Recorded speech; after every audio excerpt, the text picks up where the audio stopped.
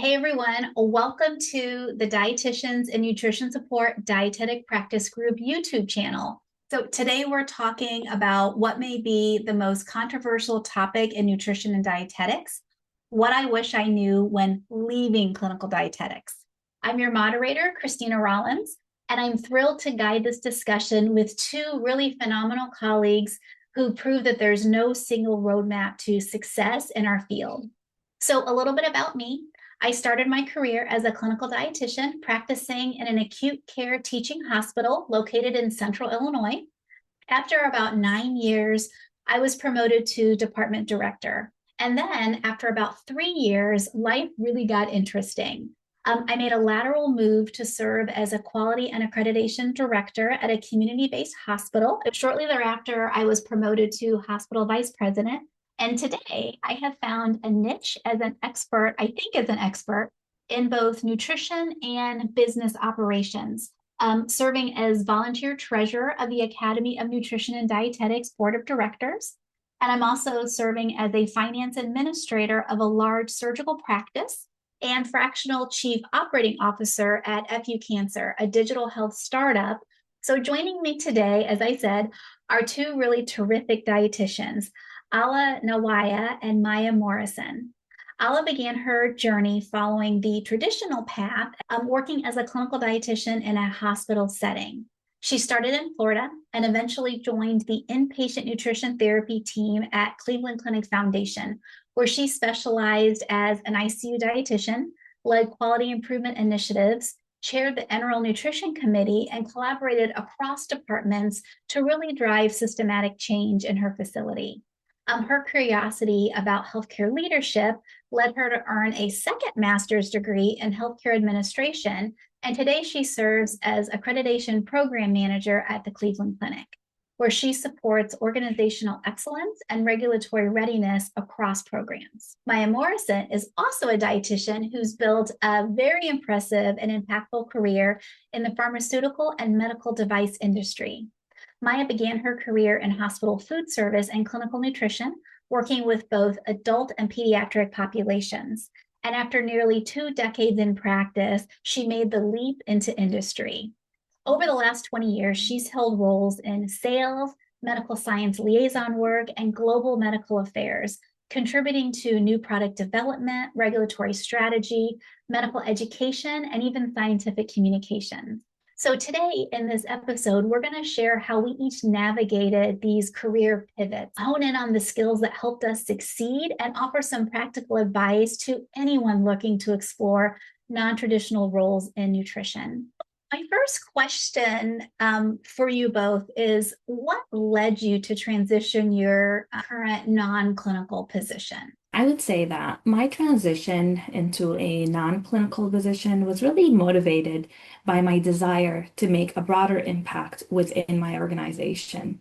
After years of direct patient care, I became increasingly passionate about driving change in quality and safety at a system level to impact a greater level. My reason for transitioning into a non-clinical position was twofold. One was I was looking for professional growth and opportunity for development. And I had done about almost 2 decades, as you said, of clinical service. So I was looking for something different. So I looked at going into industry as a different path to grow and an opportunity to impact healthcare and patients from an industry lens partner perspective. I think both of you made very conscious efforts to transition. I kind of think mine happened more by accident. I consider myself to be like a yes man. Ideas or new opportunities, or someone presents me with a challenge, I tend to say yes. Like I built my really my career on my what I think of my three tenets. Like what's most important to me. Number one is family, number two is work, and number three is volunteerism.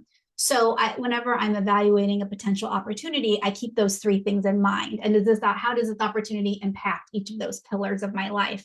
So I just kept saying yes to all these great things. And I found myself sitting in a very different spot than I started. Great to hear from the both of you. How long were you in a clinical position before you transitioned out? And like, how important do you think that your clinical skill development was in the success that you're experiencing now in your current roles? I had 5 years of food service and managed food service employees, 17 years as a clinical dietitian. What I think I learned from that is that patient and employee engagement were very transferable roles in the industry setting. And they were it wasn't just a patient engagement in the industry. You have to understand it's a very big step. And my old manager used to say it's like drinking from a fire hose. When you first get into industry, there's a lot to learn. And what it helps is you have to do active listening when you are working with patients and when you are a manager. And you still have to use those same active listening skills as you work with your colleagues, learn from them in that industry role. I can add on this. I worked in a clinical role 10 years before moving into administration. And like Maya said, those communication skills really came into play in this role, especially as a dietitian. We not only work with one healthcare profession, we really have an arm in every aspect of healthcare. And we collaborate with a wide variety of healthcare workers. And I think that really strengthened my communication and moving into this administrative job, working again with all of these professions on a different level. As a dietitian, we come in and we recommend our plan of care, and sometimes it's totally different than what this doctor or team thought, but we have to fight with our evidence. And I feel that as an accreditation program manager, I do the same, only with different background, but it's the same transition. I think the best piece of advice I got was, if you want the doctors to listen and respect what you're saying, you have to talk like a doctor. So I think I learned that skill very quickly, of how I spoke to a physician versus a nurse versus a respiratory therapist. And then as I moved through my career, how I spoke with somebody working in the dish room in the kitchen, or how I spoke to the CEO at the boardroom table, or the board of directors, or in my current role working with, these world-renowned surgeons. How you communicate with the people you're speaking with is so very critical that your message is heard. So my next question is, what are your tips for identifying a non-clinical position? Like, how does somebody who is thinking about making the transition take that next step? For myself and for any of those who are looking to go to industry, is networking, whether it's with your sales rep, going to conferences when there are booths there, and networking with those individuals, expressing an interest in moving to a industry role. The other thing that I would say is listen to webinars on medical affairs roles, because it is very, very different from what you do in the clinical role. There are courses that medical affairs organizations provide for those seeking out industry positions. Getting your foot in the door for industry is very challenging. You're competing with MDs, PharmDs, PhDs. So if you're really considering a role in industry, I would definitely encourage you pursue a DCN type terminal degree, because then you make yourself very competitive to the MDs and PharmDs who are probably interested in the same types of roles. The networking is huge.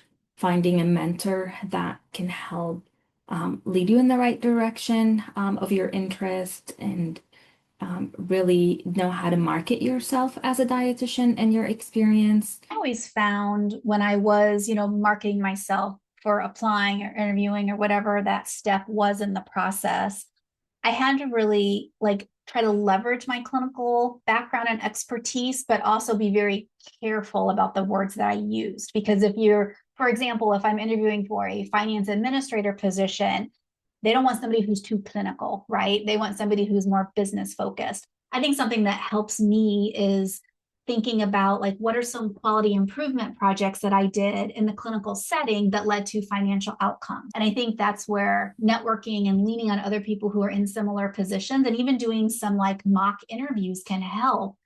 Even to the point of having someone look at your resume and say, does it look too clinical? Does it look too business?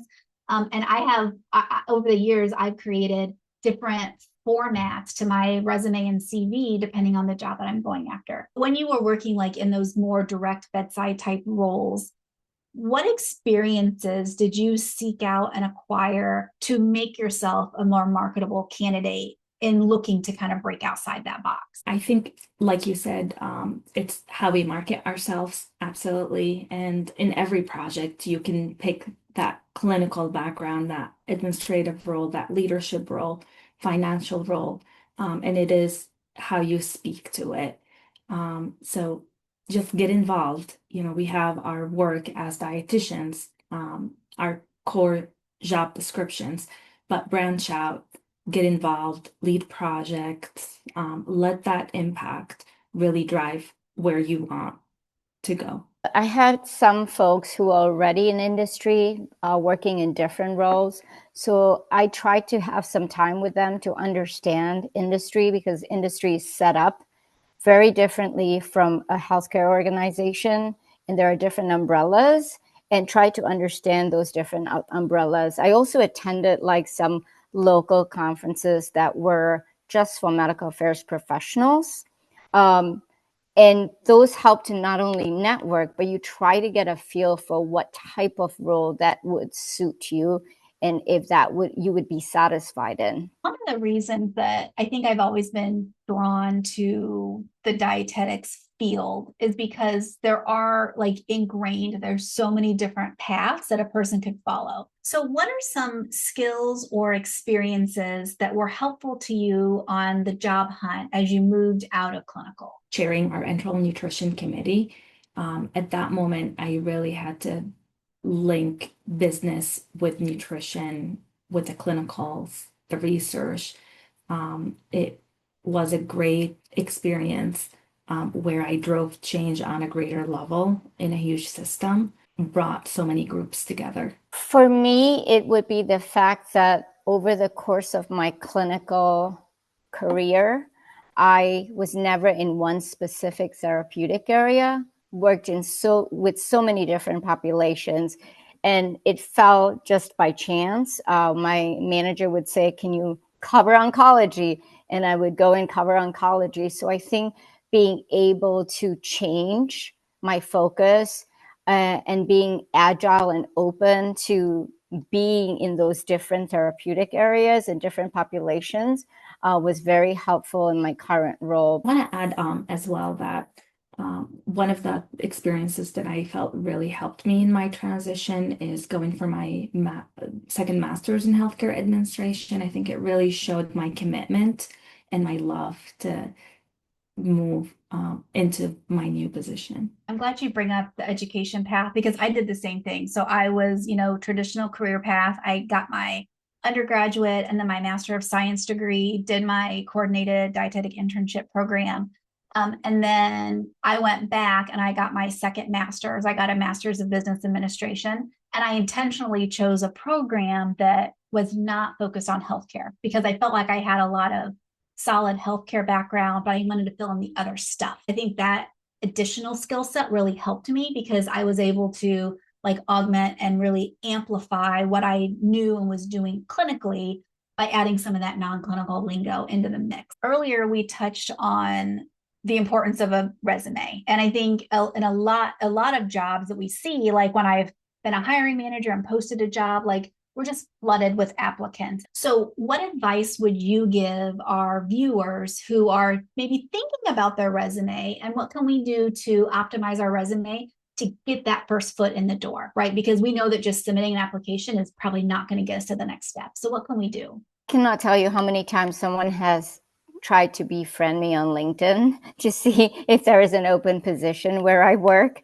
So it's that networking, right? That individual who takes that extra leap besides just submitting a resume to get to know a little bit more about the organization, ask about the role or something similar, if they know someone who's working in a role similar to the role being posted. So I do think the networking aspect in the industry is significant. I think if you're interested in having a role in industry, you have to work and gain the clinical experience because that clinical experience is so important for your projects and things that you do in an industry role. So if someone has just graduated with a dietetics degree and just finished the internship, I would recommend that they work for a good 5 to 10 years and get some experience, because that experience helps you to also get into an industry role because you come with some patient experience. I think we touched on it a little bit, and Christina mentioned, things sometimes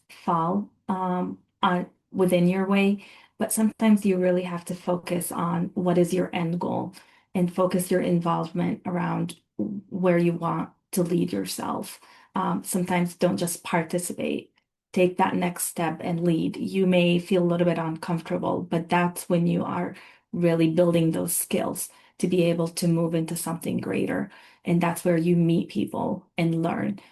So don't be afraid to put yourself out there. Several years ago, I was actually campaigning for my first position with the academy, volunteerism. I was campaigning. And like the night before elections closed, I was like, I started panicking, like, I'm not going to get this, I need to do something. So I literally direct messaged like 1,000 dietitians on LinkedIn, all within my network, but I direct messaged every dietitian I could find and said, hey, this is me. This is the position. Here's why I'd be amazing. I hope I can count on your vote. Please vote for me. So thankfully, I got the position. It was worth my 1,000 direct messages. But like a month or a few weeks later, I found myself in Chicago interviewing for a position with a registered nurse who just so happened to work with one of the dietitians who I had direct messaged.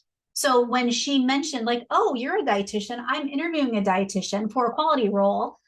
Here's her name. Have you ever heard of her before? She said, oh yeah, she just messaged me on LinkedIn. So during the interview, the nurse is laughing, saying, oh yeah, so-and-so knows you. She showed me your message. That was just so great that you did that. I'm like, holy cow. And then thankfully I got the job. So it worked to my advantage. She loved my message and I got the job. But when I was direct messaging that, night, flurries of messages, I never even thought like a hiring manager could read this message and judge me on that message. But that's exactly what happened.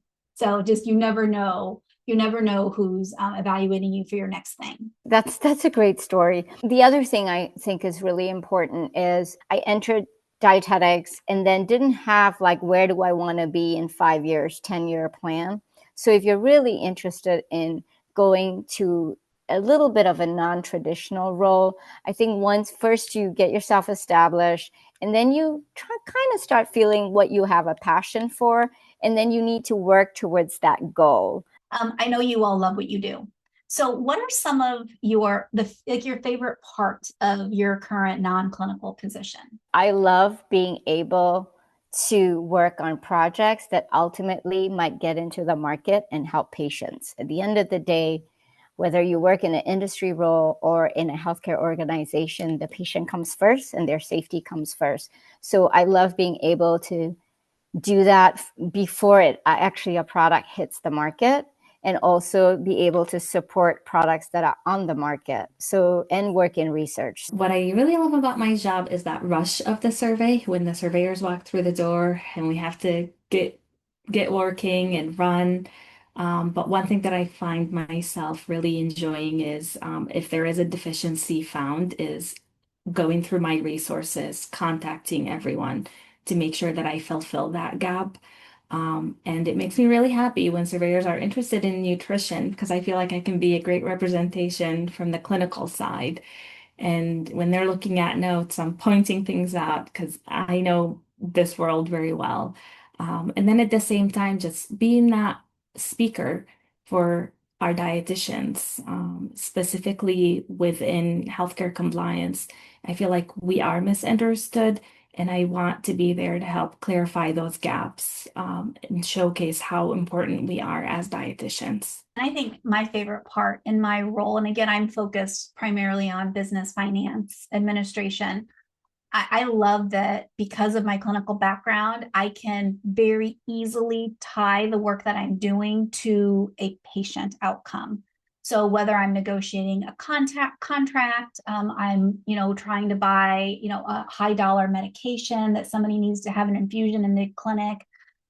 If we're bringing on locum physicians or things like that, or we're building a new clinic, I can very easily tie that to saving a patient's life in one way or another.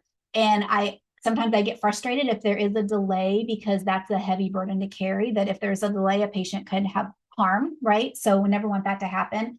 But I do love that at the end of the day, I come home knowing that I made a difference, not just in one person's life, but in literally hundreds of people every day that walk through our clinic doors. So I think just kind of at the root, that's incredibly rewarding. What I also find rewarding in my position is that umbrella where we cover not just the current patients, but also the future patients with what we do to make sure that our healthcare delivery is safe, it's high quality. Looking back at your career path and your various transitions that you've made, is there anything that you would identify as a challenge or something that you would maybe go back and do differently if you could? Not having a plan and sort of stumbling onto the next role to some extent within even my career in industry.